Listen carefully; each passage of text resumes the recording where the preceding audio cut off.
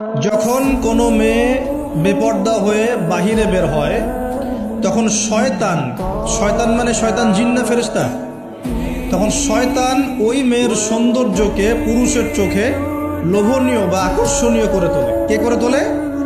শয়তান। তোমাদের কারো যদি কোনো গায়রে মাহরাম বেপর্দা কোনো মেয়েকে দেখে খারাপ চিন্তা জেগে যায়, তাহলে তোমরা বাসায় চলে যাবে। কোথায় যাবে? বাসায়। সেখানে গিয়ে তোমাদের স্ত্রীর সাথে সময় কাটাবে। ইনশাআল্লাহ তোমাদের সেই খারাপ চেতনা চিন্তা দূর হয়ে যাবে। তার মানে এই হাদিস থেকে প্রমাণ হচ্ছে শয়তান বেপর্দা মেয়েদেরকে সুন্দর করে উপস্থাপন করে। জিন ধরা মেয়ে আছে সমাজে, এবং কোনো কোনো ক্ষেত্রে এখন ছেলেদেরকেও জিন ধরছে না?